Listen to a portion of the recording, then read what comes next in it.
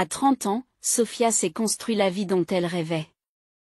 En tant que directrice chez Preston & Associates, elle était connue pour son instinct aiguisé, sa capacité à diriger et son éthique de travail qui pouvait faire honte à n'importe qui. Son bureau au 19e étage, avec sa vue imprenable sur la ville animée en contrebas, témoignait d'une décennie de travail acharné. Chaque promotion, chaque nuit passée au bureau, chaque vacances manquées l'ont amené à ce moment de réussite. Mais le succès, se dit souvent Sophia, a son prix.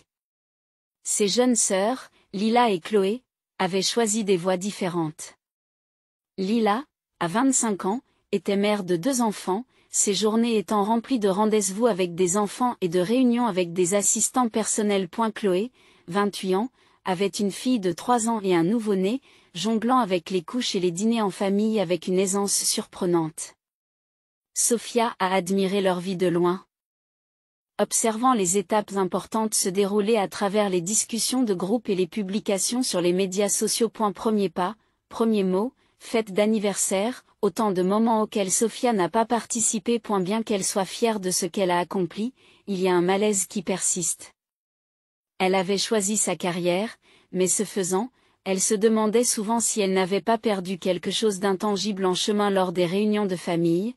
Elle avait souvent l'impression d'être une étrangère, celle qui n'était pas tout à fait en phase avec les autres.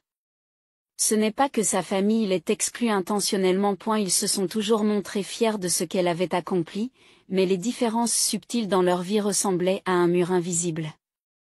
Lorsque ses sœurs se racontaient des histoires de poux sédentaires ou de nuits blanches, Sophia n'avait rien à apporter. Elle enviait leur camaraderie. Les expériences partagées dont elle ne faisait pas partie. Un mardi matin, alors que Sophia passait au crible une pile de rapports sur son bureau, son téléphone a sonné. Le nom de Lila s'est affiché sur l'écran et Sophia a répondu avec sa vivacité habituelle. Et H. La voix enjouée de Lila l'accueillit. Tu as 1 minute, Sophia sourit, posant son stylo. Pour toi. Toujours. Qu'est-ce qu'il y a? L'appel a rapidement porté sur le 58e anniversaire de leur mère. Lila et Chloé avaient réfléchi à la manière de le rendre spécial. Sophia écoutait avec impatience, son cœur se soulevant à l'idée de participer à l'organisation. Nous allons faire simple cette année, dit Lila. Il s'agit juste d'une réunion de famille à la maison. Mais nous avons besoin que tout le monde participe et prenne un peu de temps libre pour que cela fonctionne. N'en dites pas plus. Répond Sophia sans hésiter. Je transfère ma part aujourd'hui et je bloque mon agenda. Ce sera formidable de fêter cela ensemble. En raccrochant l'appel, Sophia a ressenti un rare sentiment d'excitation. Pour une fois, elle ne serait pas la sœur distante, celle qui est trop occupée par son travail pour être présente. Cette fois-ci, elle espérait que les choses seraient différentes. Et la salle à manger de la maison des parents de Sophia bourdonne du chaos familier d'une réunion de famille. Les assiettes s'entrechoquaient tandis que sa mère s'affairait à servir les plats préférés de chacun. Son père racontait les mêmes vieilles blagues qui suscitaient toujours des rires polis, et ses sœurs discutaient avec animation de leurs dernières escapades parentales. Sophia s'assit à la table, profitant tranquillement du moment. Cela faisait trop longtemps qu'elle n'avait pas été entourée de sa famille comme cela. Alors que la soirée s'installait. Lila tapota son verre avec une cuillère pour attirer l'attention. Très bien, tout le monde, écoutez. Nous avons une annonce à faire. Et la curiosité de Sophia s'éveilla tandis que la salle se taisait. Lila se leva, un large sourire aux lèvres, et jeta un coup d'œil à Chloé, qui lui fit un signe de tête encourageant. Pour les 58 ans de maman, nous avons finalisé les plans, commença Lila. Nous allons passer une semaine à Pine Ridge Resort. Des discussions enthousiastes s'engagent. Leur père a immédiatement commencé à se remémorer ses journées de ski. Chloé a commencé à parler de l'équipement des enfants et leur mère a rayonné à l'idée d'une escapade hivernale. Sophia s'est mise à sourire, elle aussi, en imaginant une semaine de rapprochement, d'amusement et de souvenirs. C'est parfait, dit Sophia. J'ai déjà bloqué mon emploi du temps. J'ai hâte d'y être. Le sourire de Lila affaiblit pendant une fraction de seconde. Et Sophia a remarqué que Chloé évitait son regard. Quelque chose n'allait pas. Lila hésita avant de s'avancer, le ton trop décontracté. En fait, H, nous espérions que tu puisses nous faire une énorme faveur. Sophia fronça légèrement les sourcils. Quel genre de faveur? Du babysitting, renchérit Chloé, comme si c'était la chose la plus naturelle au monde. Tu es tellement douée avec les enfants et ils adorent leur tante Sophia. Ce sera juste pour la semaine, pendant que nous serons à la station balnéaire. Ça ne te dérange pas, n'est-ce pas? Les mots ont atterri comme un coup de poing dans les tripes de Sophia. Elle a regardé ses sœurs, espérant que quelqu'un allait rire et dire que c'était une blague. Mais leurs visages ne contenaient aucun humour, seulement l'attente de son accord. Attendez, dit Sophia lentement, en essayant de garder une voix stable. Tu veux que je reste derrière et que je garde les 5 enfants pendant que vous ferez la fête à la station balnéaire? Allez, H. Dit Lila en agitant une main dédaigneuse. Ce n'est pas grave. Tu es très bien avec eux. Ce n'est pas la question, répond Sophia, la poitrine serrée. Je veux faire la fête, moi aussi. C'est l'anniversaire de maman. Chloé soupire et échange un regard avec Lila. Sophia, tu t'ennuieras de toute façon. Tu n'aimes pas vraiment le ski et les enfants s'amuseraient plus avec toi. S'ennuyer? Sophia a du mal à croire ce qu'elle entend. Alors, vous avez décidé ça sans même me demander mon avis? Le ton de Lila est devenu condescendant. Ce n'est pas comme si tu avais besoin d'une pause dans ta vie de famille. Tu n'as pas de mari ni d'enfant. Nous en avons. C'est notre chance de nous détendre. Ces mots l'ont frappé comme une gifle, et Sophia a senti le poids d'une décennie de sacrifices peser sur elle. Les souvenirs se bousculent dans sa tête, sauter des vacances pour aider ses parents. Faire du babysitting au pied levé et envoyer de l'argent au pays pour soutenir ses sœurs. Toutes les fois où elle a été fiable, responsable, désintéressée et n'a jamais rien demandé en retour. Alors, parce que je n'ai pas d'enfant, mon temps n'a pas d'importance, demande Sophia, dont la voix tremble sous l'effet d'une émotion contenue. Elle ne dramatise pas, dit Chloé en roulant des yeux. Nous mettons tous la main à la pâte. C'est juste ta partie. Est sa part. Comme s'il s'agissait d'un devoir qu'elle était obligée de remplir. J'ai toujours aidé, dit Sophia, sa voix prenant de la force. Mais ça, ce n'est pas de l'aide. C'est vous qui décidez de mon rôle à ma place. Le silence s'installe autour de la table. Sa mère se racle la gorge, rompant la tension. Chérie, il te demande juste une faveur. La famille se serre les coudes. Sophia a croisé le regard de sa mère. Sa frustration débordant. La famille se respecte aussi. Ils s'incluent les uns les autres. Aucun d'entre vous n'a pensé à me demander si c'était possible. Lila croise les bras, visiblement irritée. Pourquoi en faire toute une histoire? Ce n'est qu'une semaine. Tu as toujours dit oui avant. Sophia s'est figée à ces mots. Ils avaient toujours supposé qu'elle dirait oui. Ils avaient toujours considéré ses sacrifices comme allant de soi. Quelque chose a bougé en elle. Non, dit-elle fermement, se surprenant elle-même. Je ne le ferai pas. Et la salle s'est mise à protester et à accuser. Mais Sophia avait déjà pris sa décision. Pour la première fois, elle n'allait pas les laisser lui dicter son rôle. Alors qu'elle était assise là, les voix se mélangeant dans une cacophonie d'incrédulité et de culpabilisation, Sophia réalisa quelque chose d'important. Il ne s'agissait pas seulement de ce voyage. Il s'agissait d'années durant lesquelles elle avait été négligée. Où sa vie avait été sous-estimée. Cette fois-ci, elle mettait un point final. Sophia s'est assise sur son canapé, les yeux rivés sur son téléphone.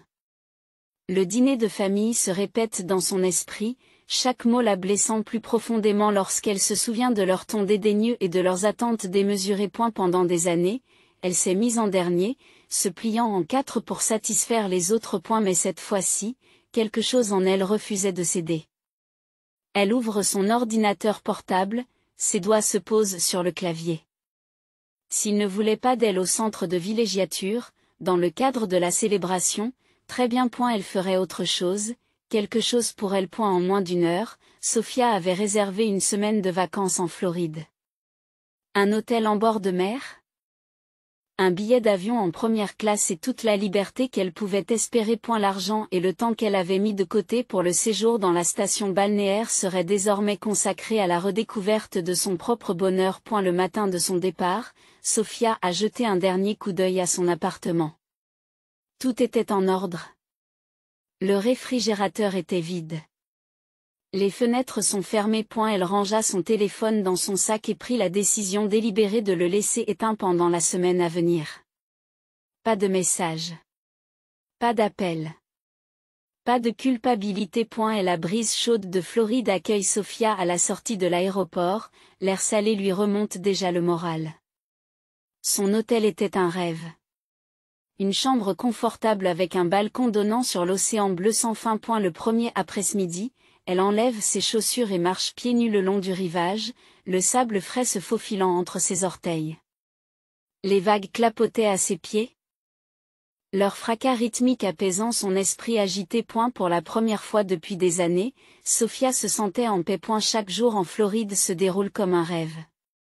Elle commençait ses matinées par un café sur le balcon, en regardant le lever du soleil peindre le ciel dans des teintes roses et orangées. Elle passait ses après-midi à explorer les boutiques pittoresques du bord de mer, à savourer des repas tranquilles dans des cafés en plein air et à s'adonner au simple plaisir de la lecture, un luxe qu'elle ne s'était pas permis depuis des années. Un soir, alors que le soleil descendait sous l'horizon, Sophia s'est assise sur la plage avec un journal qu'elle avait acheté dans un magasin local. Elle a commencé à écrire non pas sur le travail ou les obligations familiales, mais sur elle-même, ses rêves, ses désirs, la personne qu'elle voulait être en dehors des attentes des autres. Chaque jour qui passe, le poids qu'elle a porté pendant si longtemps semble fondre.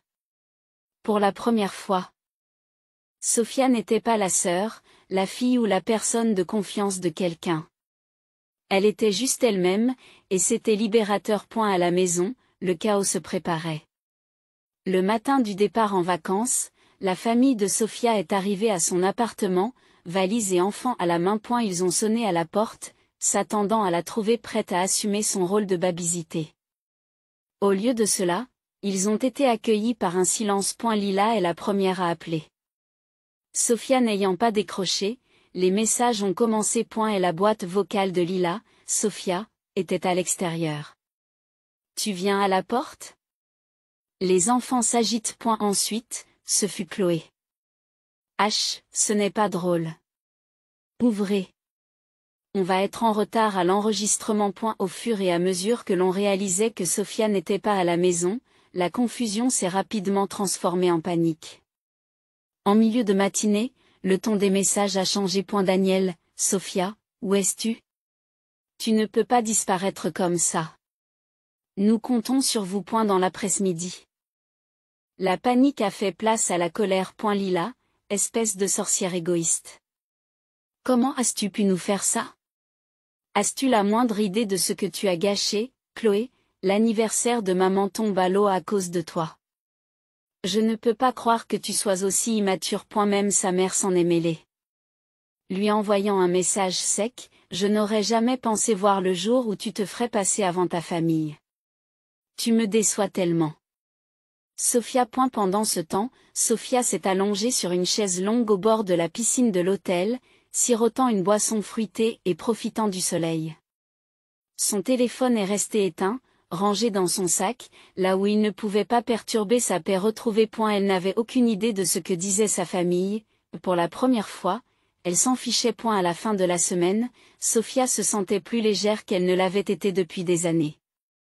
Le soleil de Floride avait rendu sa peau éclatante. Mais c'était plus que cela. Elle avait redécouvert une partie d'elle-même dont elle n'avait pas réalisé l'absence, la partie qui méritait d'être appréciée, respectée, surtout, heureuse. Lorsqu'elle est rentrée chez elle et qu'elle a enfin allumé son téléphone, celui-ci a explosé d'appels manqués, de messages vocaux et de textos.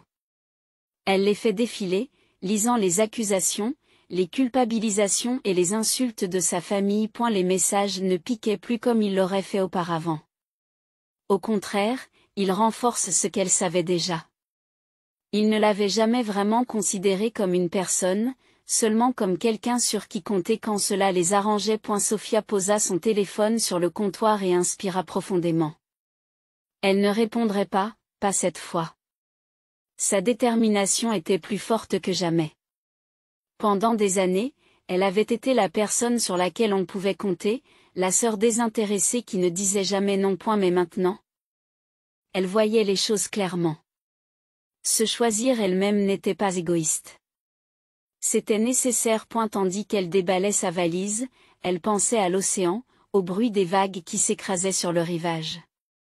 Cette semaine avait été un tournant, et elle ne reviendrait pas à ce qu'elle était avant. Sophia vivait enfin sa vie comme elle l'entendait. Des mois plus tard, Sophia s'est retrouvée en voiture chez ses parents pour l'anniversaire de sa mère. Le séjour en station balnéaire était passé depuis longtemps et les retombées de son absence avaient été considérables. Depuis, la famille lui avait à peine adressé la parole, ses textos étaient brusques et ses appels inexistants. Pourtant, lorsque sa mère l'a invitée à une petite réunion d'anniversaire, Sophia a décidé d'y aller. Elle espérait que ce serait l'occasion d'arranger les choses, ou au moins de mettre les choses au clair. Elle est entrée dans la maison avec un cadeau soigneusement choisi.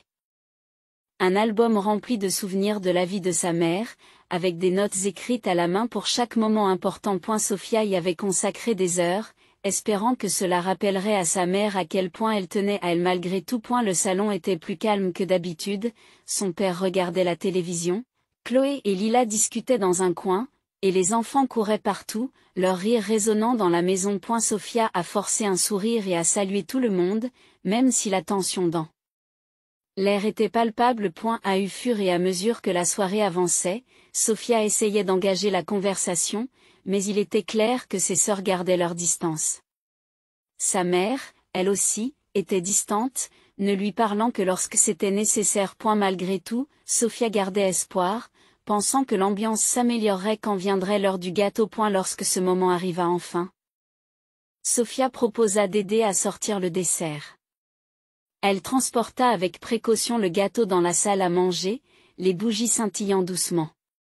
Tout le monde s'est rassemblé autour de Sophia qui l'a placée devant sa mère. Joyeux anniversaire, maman, dit chaleureusement Sophia en lui tendant le couteau.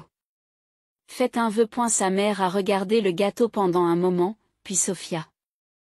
La pièce devint silencieuse, l'atmosphère lourde de non-dits. Alors, c'est ta façon de te rattraper pour nous avoir abandonnés, dit sa mère brusquement, sa voix coupant le silence. Sophia s'est figée, prise au dépourvu.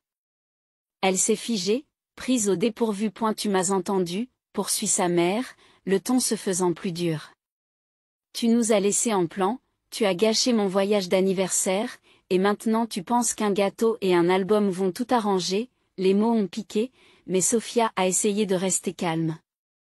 Maman, je n'ai abandonné personne. J'avais juste besoin de fixer des limites. Des limites, virgule. L'interrompt sa mère, dont la voix s'élève. Tu veux dire égoïsme. Tu as changé, Sophia. Tu n'es plus la fille que j'ai élevée. Et la poitrine de Sophia se serre à mesure que les accusations s'accumulent. Elle jette un coup d'œil dans la pièce, mais personne ne prend sa défense. Ses sœurs baissent les yeux, leur silence en dit long. Et sa mère saisit soudain une poignée du gâteau, le visage tordu par la colère. Tu veux savoir ce que je pense de tes limites? Avant que Sophia ne puisse réagir, sa mère lui a écrasé le gâteau sur le visage. Des bruits résonnent dans la pièce tandis que du glaçage coule sur les joues de Sophia. L'humiliation était écrasante, mais Sophia n'a pas bronché. Elle resta là, stupéfaite mais résolue, essuyant le glaçage de ses mains tremblantes. La pièce était étrangement silencieuse pendant que Sophia prenait une profonde inspiration. Lorsqu'elle parla enfin, sa voix était calme mais ferme. Tu sais quoi, maman? Tu as raison. J'ai changé, dit Sophia. Son regard est resté fixe malgré les larmes qui menaçaient de couler. J'ai passé toute ma vie à faire passer cette famille en premier. J'ai renoncé à des vacances, à des soirées, et même à ma propre tranquillité d'esprit pour vous soutenir tous. Et pourquoi faire? Pour être traitée de la sorte, sa mère a ouvert la bouche pour parler, mais Sophia a levé la main. Non, laissez-moi finir. J'ai toujours dit oui, j'ai toujours été fiable, j'ai toujours été la personne sur laquelle on pouvait compter, mais ça n'a jamais été suffisant. La seule fois où je me suis choisie, la seule fois où j'ai dit non, tu as décidé que j'étais le méchant. Les mots étaient suspendus dans l'air, lourds et inflexibles. Sophia a regardé ses sœurs, sa voix s'est adoucie. Je vous aime toutes, mais je mérite le respect. Je mérite d'être considérée comme plus qu'une personne que vous pouvez utiliser quand cela vous arrange. Le visage de sa mère s'est durci. Et si tu franchis cette porte? Ce n'est pas la peine de revenir. Le cœur de Sophia se serre, mais elle n'hésite pas.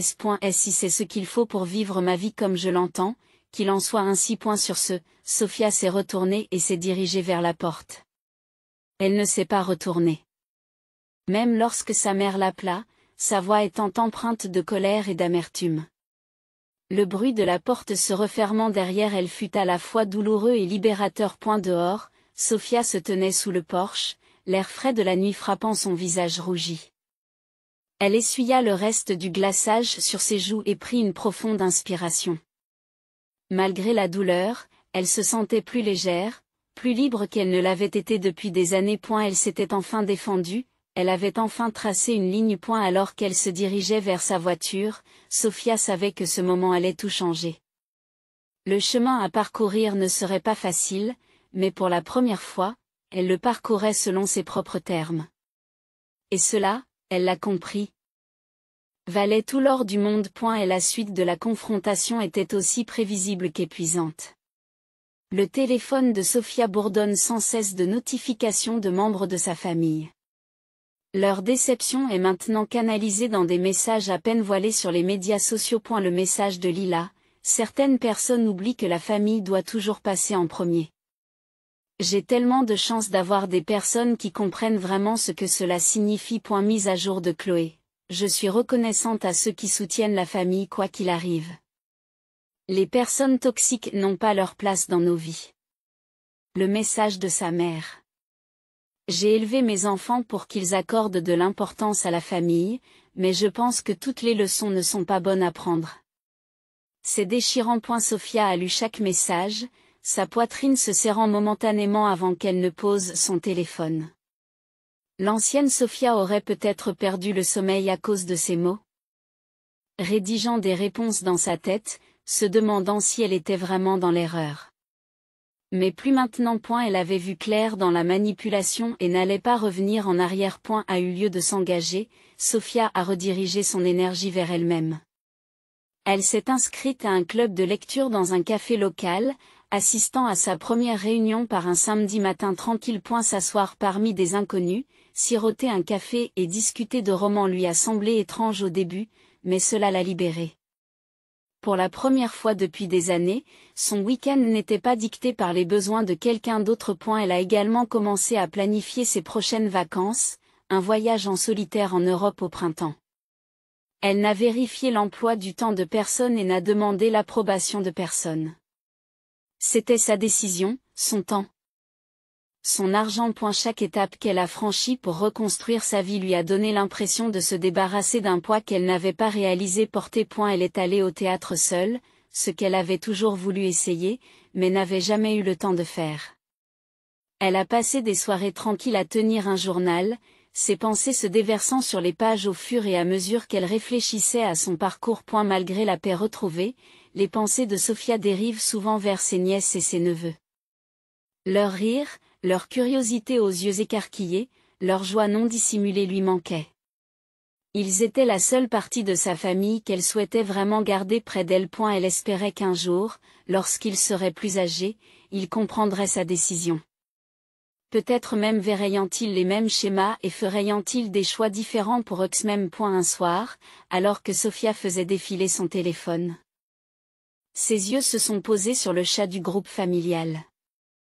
Il était resté inactif pendant des semaines, un rappel numérique des liens qu'elle avait autrefois dépensés sans compter pour les maintenir. Elle l'a regardé pendant un long moment, son pouce survolant l'option de suppression. Finalement, elle appuya dessus. Le chat disparut de son écran, laissant un espace vide à la place du groupe. Sophia s'est rassise, un sentiment de finalité l'envahissant. La suppression de la discussion n'était pas seulement un moyen d'effacer les messages, c'était aussi un symbole de sa détermination. Elle avait choisi le respect de soi, Et elle n'allait pas compromettre ce choix une nouvelle fois. L'avenir lui paraissait incertain, mais pour la première fois, c'était à elle de le façonner. Sophia s'est sourit à elle-même, affirmant de manière discrète mais puissante la vie qu'elle était en train de construire selon ses propres termes.